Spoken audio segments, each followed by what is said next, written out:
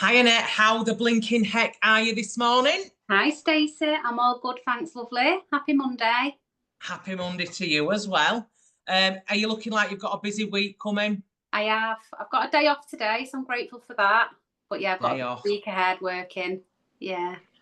Now, can I ask you, I want to jump straight in, Annette, because Go for it. you have been a medium for quite some years, haven't you? And we've just been talking that you've actually been to the Arthur Findlay College. Yeah. Tell me about that. Yeah, it's an amazing place. So the Arthur Findlay College is in Stansted. It's known as Hogwarts for mediums. I've been there, I think, 4 times now. And each time I've done a completely different course, like trans healing, trans mediumship, like platform mediumship. It's an amazing place, and it's like an SNU owned college. So all of the courses are ran through the SNU there. There's lots of different tutors. The building is amazing, the history and like the feeling that you get. Yeah, so I've done a bit of training there, which I've loved, and it's a nice little recharge and break away when you go as well. I didn't realise you'd done trans mediumship. Yeah, yeah, that was where my journey began. An online group that I joined probably about 12 years ago was a trans mediumship group where we got to know our guides and blend with our guides, and yeah, it sort of began there. The college as well, people from all around the world go. So when you go and you're sat in like the big dining room for lunch, there'll be people from all around the world on your table, which is Is amazing. there? Yeah. Yeah, and there's me with my common Manchester accent. I know, because when I go places, people sort of, when they try and do Yorkshire accent, when they repeat it back to you, it's like they think you're a bit thick. Yeah. They talk like that a bit, and you're like, Yeah. that's not how I sound. No, I hope. Yeah. But so the trans mediumship, then, when you say trans healing as well, you must obviously use it in your healing, but do you do that in, like, if you're giving a private reading now, or is it not something you really use? It always gets included in as like a tool. Yeah. Sometimes I'll feel their loved ones sort of overshadow and bring in what they want to say, like come in with that closer blend.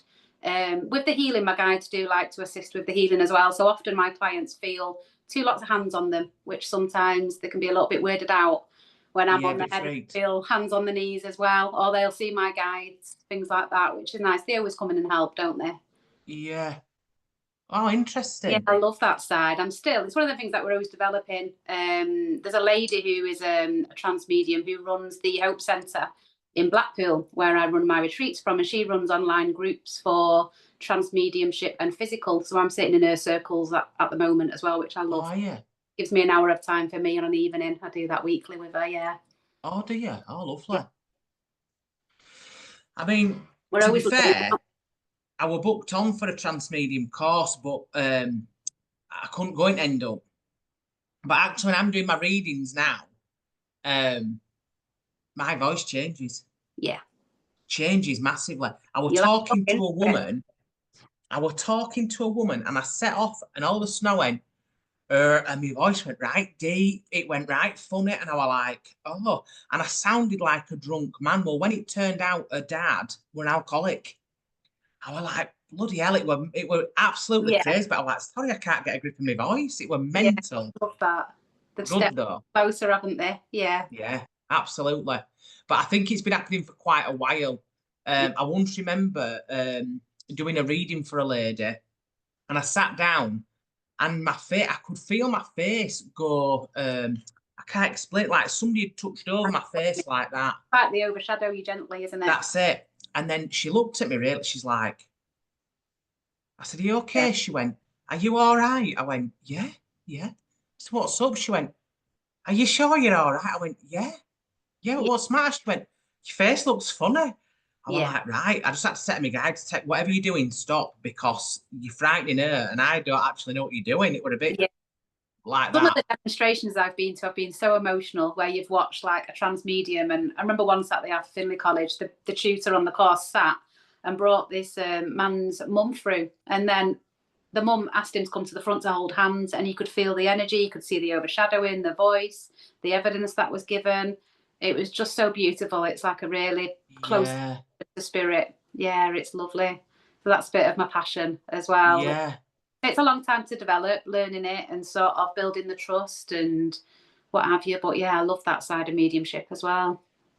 But it's like any of it, it all takes a long time. And for you to be for you to be good at what you're doing, you've got to trust and you've got to just keep practicing, haven't you? Yeah, you've So got to be patient, haven't you? It does yeah, take a while. Spirit sort of build us up and build our resilience, and you've got to find your strength and your confidence. And yeah, it's just an ongoing journey, isn't it? There's not yeah, like a complete thing, is there? Like, I've done this course, because then something else will come in for us to learn. that's it. It's where I thought I'd be now and where I am now is two totally different That's things. it. Yeah. Sometimes not So knowing the plan is the best thing, isn't it? yes, it is. It is because I'm very, very impatient. So if I feel like, oh, well, that's coming, I want it now. And Yeah. it's not time now. It's, That's it. I want everything Okay. yesterday and I can't. I've had this Yeah. conversation Like yesterday with a that. lady. I've It's, got better with that. We've just going with the flow and trusting that spirit will guide us. But when I first began, mm, I was like a kid in a sweet shop, wanting to learn everything, not yeah, what I was doing, not focusing on one thing at a time, just like yeah, being so excited to learn. But you sort of find your path. Spirit guide us, don't they? I was yeah, saying from this absolutely. morning, spirit lead me. And I think that is the most perfect thing you can do, just be led by spirit to follow the journey. Yeah. So what else do you offer then? Because I know you do Reiki, but you're actually a Reiki master, aren't you? Yeah. So you teach. Yeah, I teach Reiki, and some accredited courses as well, like mediumship development, angel Hmm. card, chakra balance. Reiki is the main course that I teach. And I always say I never knew this was going to happen. Like, I never learned Reiki or the mediumship to become a medium. It was more just being inquisitive, trying to learn it for me, for my son Jamie, who you know when you've met him. It's just sort of unravelled. There's never been a plan behind it in terms of, oh, I'll learn that and then do this. It's Yeah. sort of been spirit pulling me along the way and guiding me, sometimes kicking and screaming. Yeah. So so you didn't grow up like seeing spirit or anything? Is it something you just got into later on I or did, but I thought everybody did. I never knew that I was a medium. So ah when I was growing up, I used to see spirit, and my mum was really open to spirit. So when I saw spirit, she'd say, like, what did they look like? How old were they, do you think? And I remember watching MTV when I was about 12, and a man walked past the sliding doors that we had in our living room, and I would always go white like Casper because it used to frighten me. And when my mum asked me about how tall he was and stuff, she'd actually lost one of her ex-partners on that day in like a biking accident, I think it was. So she knew who it was. I really? didn't have a clue. I just assumed she'd always been with my dad. I was at that. Yeah. So it's sort of always been there, but I kept it quite quiet, I think, because I just thought everybody saw spirit, everybody felt them. My grandma passed when I was in high school, and it's been my grandma from Yorkshire. She's a strong woman, my mum's mum, who's been like kicking me up the bum and coming through in my dreams and sharing stuff with me. She's um, sort of pulled me along the way as well. She's been a big part of my journey. Yeah. Yeah. So when did you obviously not really do any sort of mediumship until later on? Is it after you had That's your it. children or did you Yeah. start doing it and Yeah, obviously I've got my two kids, Izzy and Jamie. So I had them quite young. I'm 40 now, and they are, well, Izzy's 20, Jamie's 18 this year. So it was about yeah, 12 years ago when it started unraveling again. And Spirit are very clever how they do this, aren't they? How they sort of yeah, win. So I'll share a quick story about what really made me think I need to find out more. So from me being young to sort of in my 20s, I've always been aware of spirit, talking to them, seeing them. Sometimes being a bit frightened because it would make me jump when I'd see spirit. And I moved back once to let a lady pass in my garden when I was pegging the washing out, being really polite. And again, went white like Casper, rang my mum. So about 12 years ago, I went on an autism ghost hunt for a charity, obviously close to my heart, linked to Jamie, yeah, at a place in Salford called Aldsall Hall. So they had this organised ghost hunt. I've gone along thinking it'll be a bit of a laugh, but obviously I did believe in spirit. And I was hoovering up in the afternoon, and really strongly, I felt a man at the side of me say, "I'll protect you tonight if you need it." He like said it through my thoughts. So I was hoovering up, and I was like a bit weirded out, but I was like, right, okay, thanks, because I'm a bit soft, and I thought, great, if someone's going to come with me and guide me, but I'm all for that and protect me. So we went along, a couple of my friends went and my sister. After about 5 minutes, my two friends got really frightened and they were like, we're going for a curry. They went off for poppadoms and I didn't go. So I'm stood at all to all thinking, why didn't I go and have poppadoms and mango chutney? Why have I stayed here? Like, it weren't like me. Usually I'd go because I'm soft. I think the people who ran it were like tapping people on the back and the shoulder in this dark yeah, attic.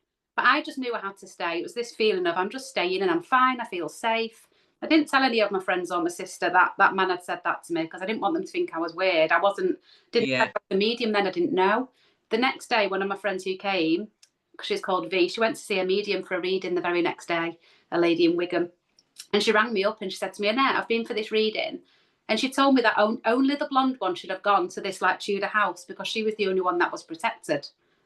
So I had blonde hair at the time. They had like red and black and ginger hair. So I was then really weirded out. Like, how did that medium know that we'd been there for one, that I was told I was protected? She would never know that. I was like, I need to find out more. And how would that have, my mind was blown for weeks on end. So me and my friend then, Anna, started going to spiritualist church to try and find the answers. We went along, not knowing what to expect. And then they started singing hymns, and we were like naughty girls behind like the hymn book, like giggling, chuckling. I didn't know what to expect. And every single time I went, probably about 50 times, my grandma, my mum's mum, came through every single time. And the medium would come to me and I'd be really embarrassed, going bright red, thinking, please don't pick me out of the crowd. And they'd tell me that I was a medium. And I used to be looking behind me going, they must be talking about someone else. I don't know why I'm here, what I'm doing. Yeah. And that was the reason why, sort of, to get me to go and go back. One time she didn't come through and we were sat in this audience of a demonstration. And I said to my friend, isn't it strange my grandma's not come through tonight? And about 5 minutes after that, this bloke walked over to the table, shaking a bit anxious. And he was like, I'm really sorry to interrupt. And he come to me and he said, I just need to tell you your grandma's with you. And like, and give me this little message, and then off he trotted again. It's like she'd bullied him to come over. And I'm like, Grandma, like, stop it now. Like, I'm listening. And because I was Jamie's full-time carer at the time, I didn't have that much time to sort of join a development circle at a church or any groups. None of my friends were into it. So I was a bit sort of lost. So I joined an online group, a mediumship group, and they were all trans mediums based in Birmingham.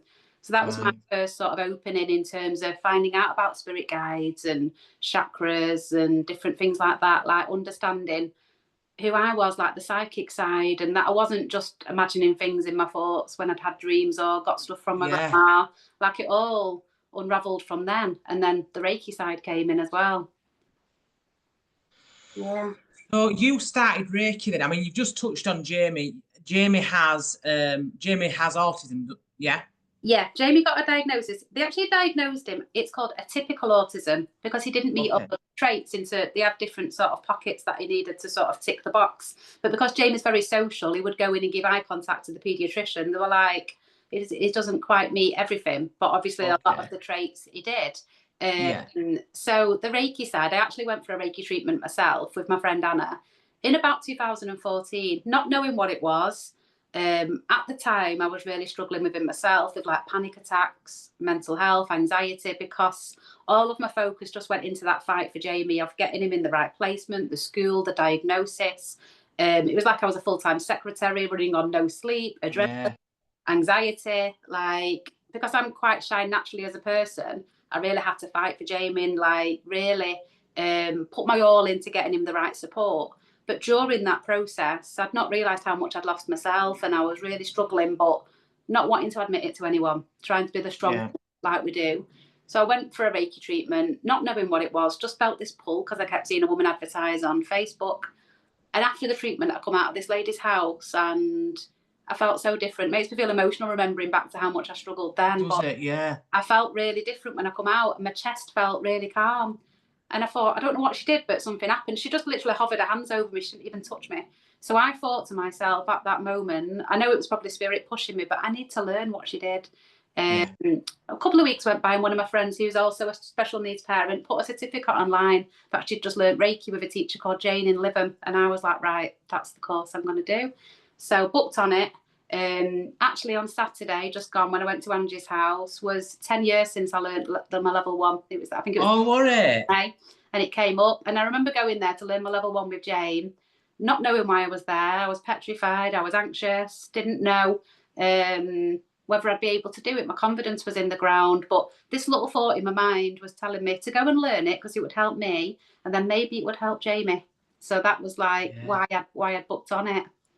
And did it help him? Did he find benefit from it? Massively. I did my level 1 and 2 within a few months. Again, some Reiki teachers will say, wait, this amount of time or this amount of time. For me, my teacher said, when you're ready, come and do the next level. So from May to sort of July, the difference was just phenomenal. I remember one time Izzy saying to me, "Mum, why are you giving Jamie an awkward hug?" And he was in the bath and I was sort of leant over, going around at the back of his head. And his meltdowns would say go from like an hour to 10 minutes and then completely go. And I would just include it, and he wouldn't necessarily lay on the Reiki bed for an hour. I'd just include it in with, like, if he sat down at the side of me, I'd put my hands to the side and he'd dart and look at the side of me, or I would draw the Reiki symbols on the labels of his clothing before he went to school. Did you? Clothes, yeah. And I just started noticing massive differences, that he was calmer. So I always sort of just included it in with him because he was non-verbal until he was like 5 to 6. So I used it to bring that calmness in for him when he was frustrated, where he wasn't able to communicate. So I always just used it. One time I booked him in with a lady who's an autism nurse, and that experience was beautiful. He lay on the bed. He was about 7. And she loves Jamie. She was really emotional that I took him. So when she was doing the Reiki, she went over his heart space, and he lifted his hand up and put it on top of her hand. And when I looked, she had tears rolling down her face. And when they were talking afterwards, she'd said something to him about, did you see any colours? And he could see yellow and orange and all the chakra colours working. And then one of my favourite things is when he first started high school, he's been to like a special needs primary school, high school and college. He came home from year 7 and he asked me for Reiki. And that's the first time he's ever initiated, "Mum, can I have some Reiki?" So he lay on my bed, he held this big chunk of clear quartz, and for about an hour we did this Reiki session to bring calmness in.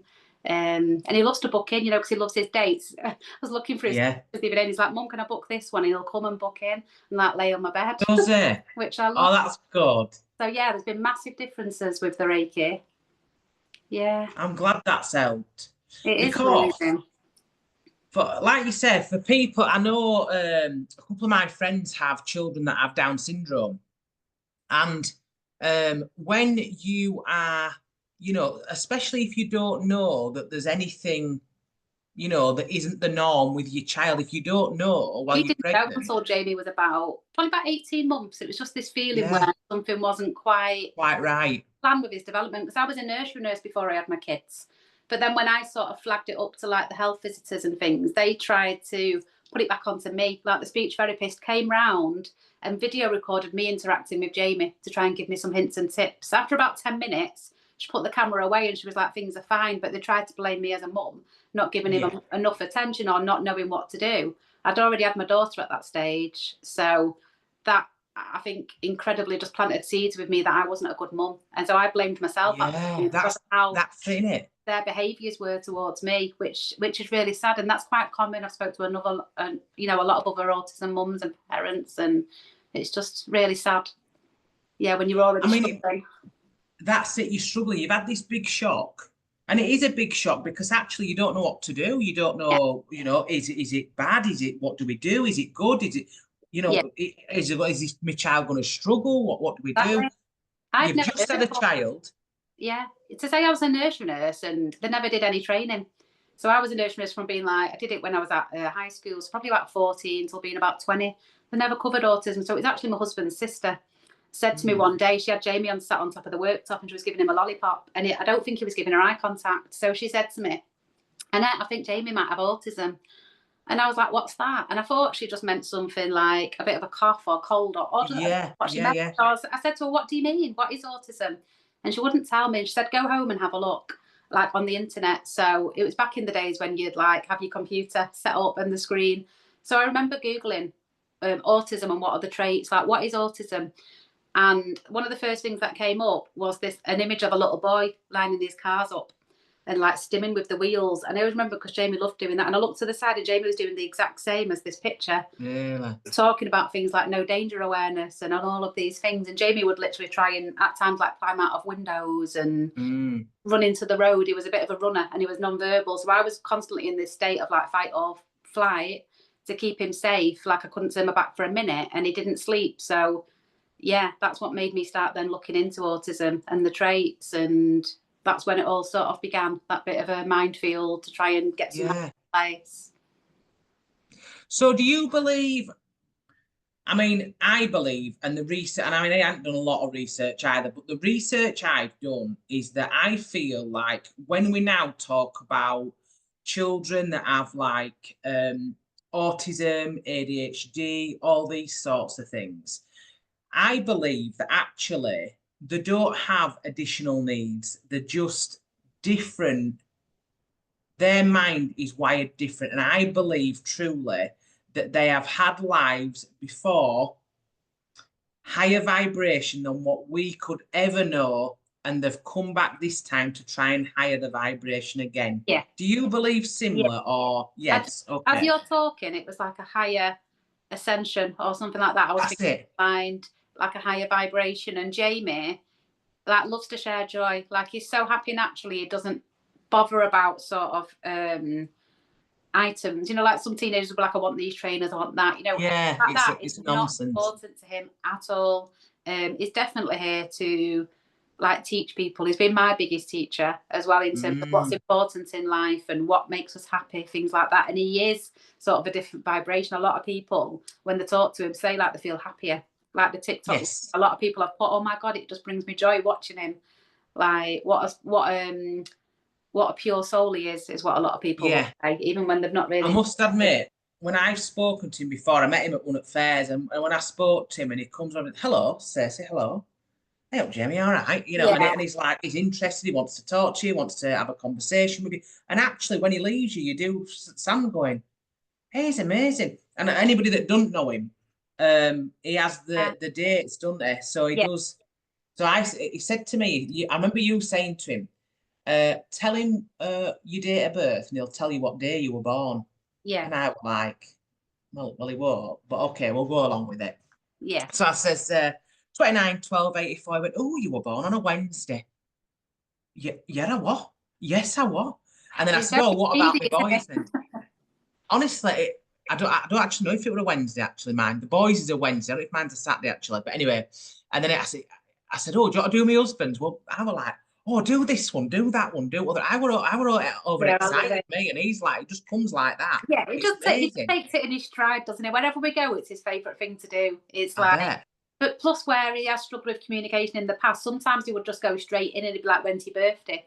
So the way sort of we've modelled it and sort of helped him along is to introduce himself first, you know, for a two-way conversation. That's why he'll be like, hello, my name's Jamie, what's your name? Because he would, in the past, never want to answer anything that they would ask him.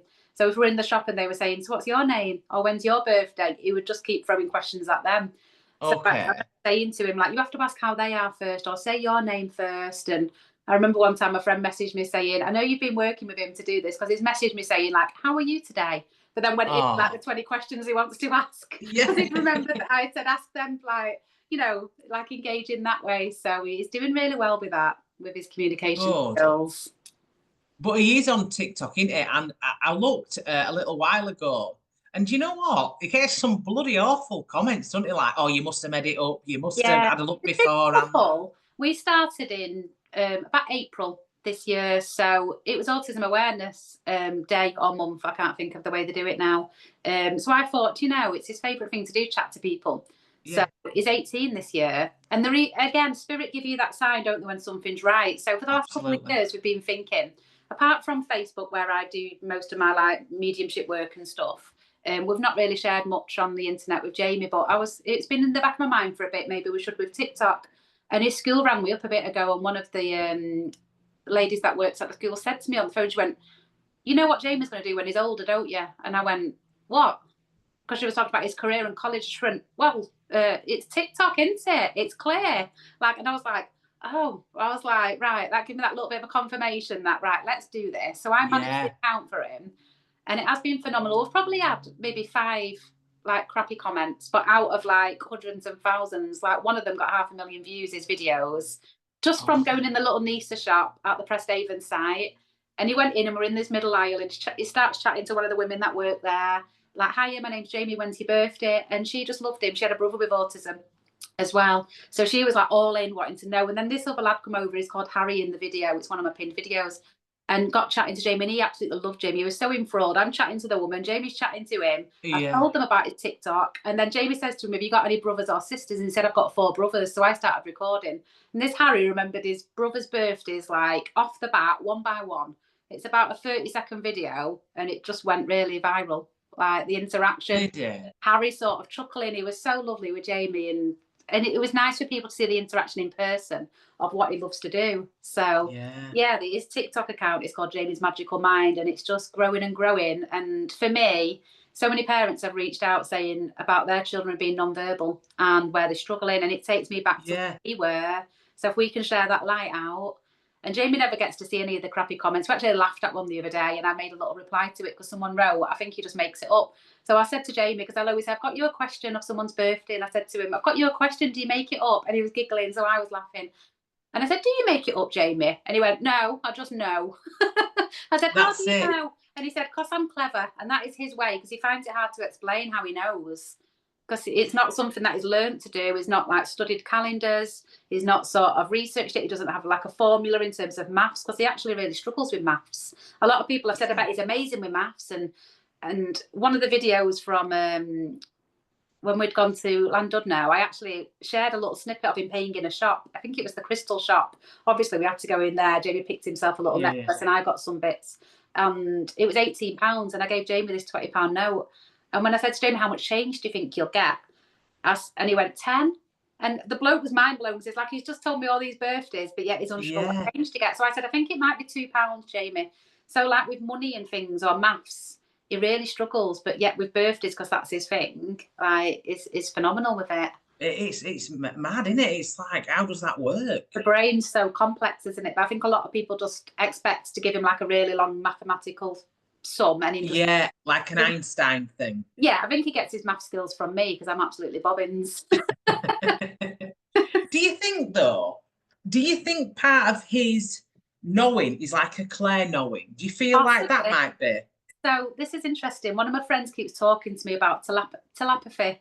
Telepathy, Telepathy. I can never say it properly. And then I was watching something the other day, and the bloke used to be an auxiliary nurse with adults with autism, and he was saying about them using like their senses. Like, so there's a lot with that. I do need to look more into it. My friend keeps saying, Annette, look into it. So especially if autism children are non-verbal, they use telepathy a lot. That's exactly what he was saying. And my friend was like, I keep telling Annette this, and because I've got ADHD, I keep forgetting to look into it. And she's like, have you listened to it yet, Annette? And I'm like, no, I keep forgetting, sorry. But I think something there with that.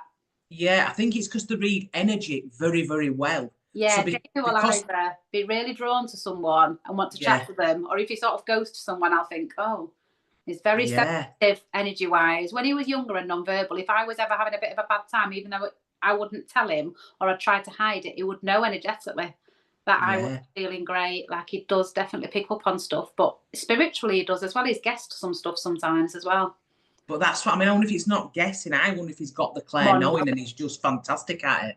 Yeah, some people have asked him stuff. Like one time in TK Maxx, he was asked, because sometimes he'll ask things which people can't share, which I get, maybe like their address and stuff. He said, like, where do you live? And this lady did say the street. So then when Jamie said to her, what number?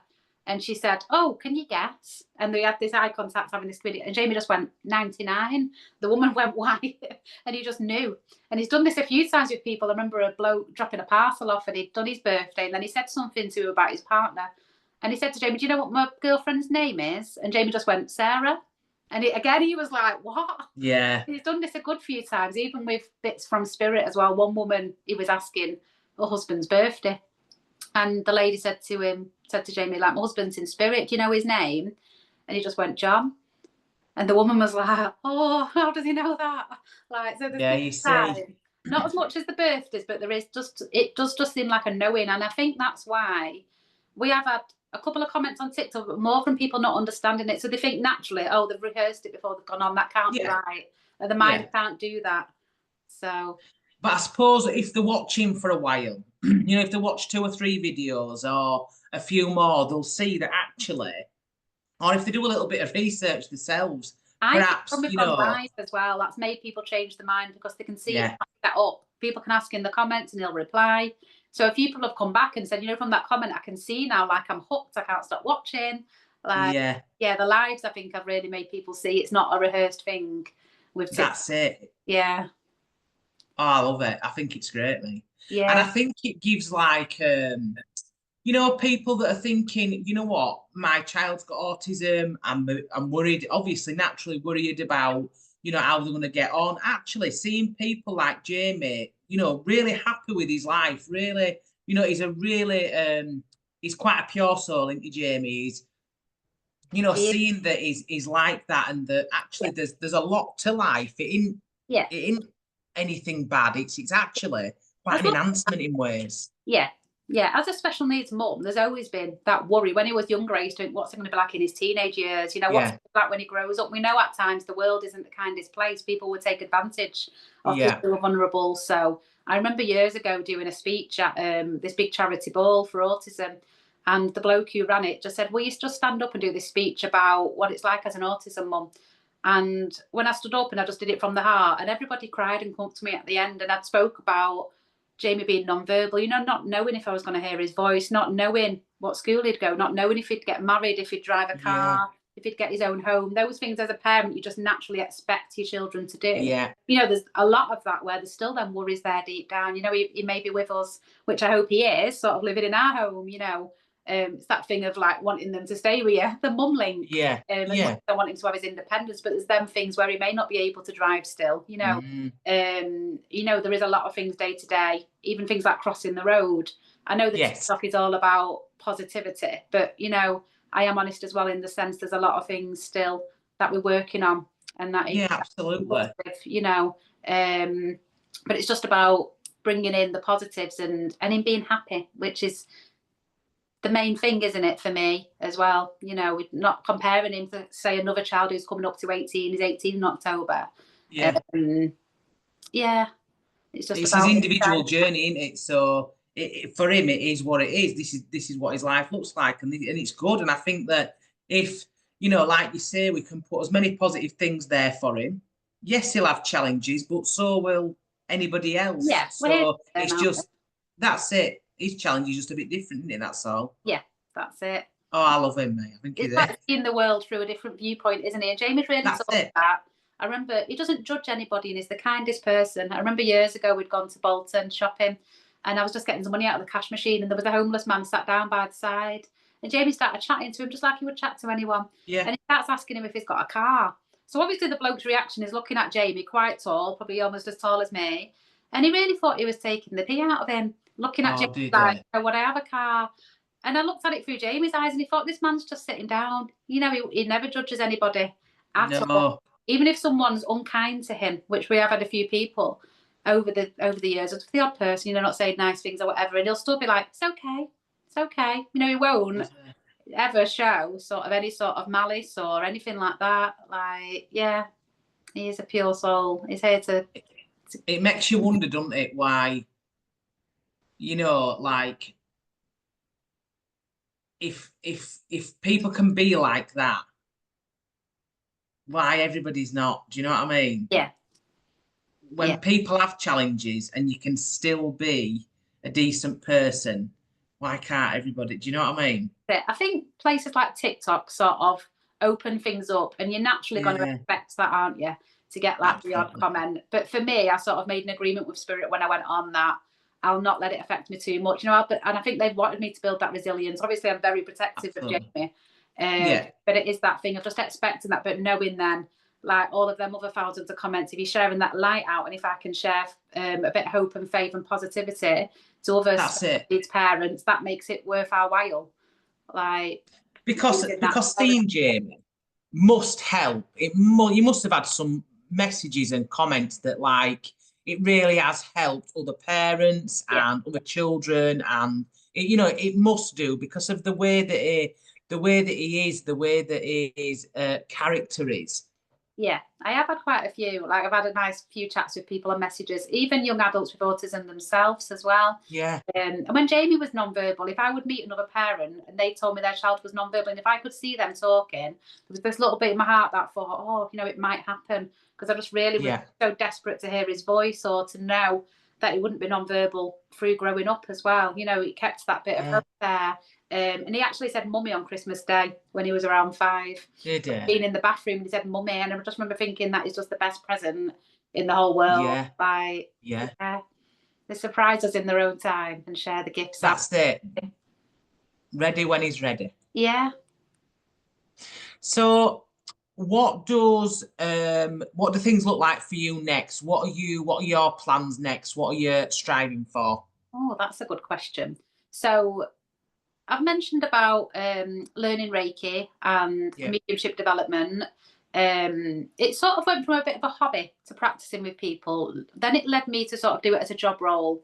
Again, as a bit of a hobby, because Martin's dad, Jamie, was working full time. So I would do a little bit in school time, sharing treatments with people. We had a big life change around 6 years ago. Me and Martin swapped roles. So Martin, and I don't mind talking about it, he's always said, you know, you can share it, it's the truth. He was really struggling with his mental health. Yeah. It got to a really difficult time of thinking, you know, we weren't going to be here. So Spirit said to me, swap roles, you know, encourage him to come out of his role. It was a really well paid job. He was a truck driver, and swap roles. It was Okay. scary. We'd just moved house, so we swapped roles, and we just said we'd try it for 6 or 12 months and to see what happened. He still hasn't gone back to work. Life's so much better. He's Jamie, like full-time carer. Now I work full-time with my spiritual work, so he sort of is in the background a lot. He's not a fan of social media. No. He'd give his phone up a few years ago. He doesn't even have a mobile phone. He shares James. Not bothered. He's not bothered about them. So for me, it's about guiding others as well. The training I love. I used to get really nervous teaching, and I said this the other day when I was teaching Reiki, because I never thought that I would teach it. I finished the Reiki course just to complete it. Even with the mediumship side, I never knew I would do it as a full-time job. As much as I was passionate, and sort of it pulls you in, doesn't it? When you're learning, it does. Because it's something that I absolutely love. And there's not a lot, I would say, in my life that I felt that I've been really good at or passionate about, or I've swapped and changed from different roles. You know, I don't really stick to stuff, probably an ADHD, but with the mediumship and the healing side, it's something that I've stuck at now for like 10, 12 years. Like learning different stuff. So for me, it's like a continuation. We've got the room built in my garden, which is my healing space that I work and train from. So just carrying on with that, I would say. Retreats have started to come in as well the last couple of years, which I love hosting them. But I'm sort of just winging it. If I'm honest, I don't really have that much of a plan. I don't plan stuff out. Spirit brings stuff in, or if I'm thinking of doing something like a course, it might be like a little seed planted or a thought. Often when I'm cleaning or something, Spirit will just throw something in, and I'll be like, right, okay. And then someone will come and ask me the week after, Annette, are you doing this? And I think, right, okay, this is coming now. I'll wait. That's what they're saying. Sign, and I'll right, that's it. So I'm not a massive planner. You know, Spirit guide us in terms of making ends meet financially. I've had to sort of run my work like a business, which has been a bit tricky at times. But Spirit guide us all the way. It blows Martin's mind how much Spirit look after us with stuff. Like, it's helped him believe a lot more, I think. So so Martin's not spiritual as such. Then he doesn't work with Spirit. He doesn't work with Spirit. He is very open spiritually, and he'll just get stuff sometimes, or he'll tell me stuff, and I think that's come from Spirit. And one of the times that blew his mind recently is before we got our doggy Marley. So I actually had a reading, and the day before I didn't know, but he'd gone to his friend's house, and Marley was there, and they had to sort of rehome him because they were adopting a baby. He didn't tell me, but he'd said to his mate, if Marley needs a new home, we'll have him. Never said anything to me because he knows I'd be like, go and get the dog now, let's just get it. I'm really impulsive. So I had this reading, and he was stood in the garden thinking to himself, oh, if we get Marley, you know, and just pondering it. And I've come out and I've said to him, looked him in the face, just had this reading, Mart, and he said we're going to get this dog. It's like this beige-coloured fluffy dog, like a cockapoo. Martin went white, and he was like, what? And I was like, yeah, that's what he said. But, you know, Martin and they've always been like, oh, we're not getting a dog, you know. He'll be like, I'm not cleaning up the dog pin. There's always been this bit of like back and forth. And it just gave him that reassurance and like knowing. He was like, oh my God. So the next day we went and we got the dog.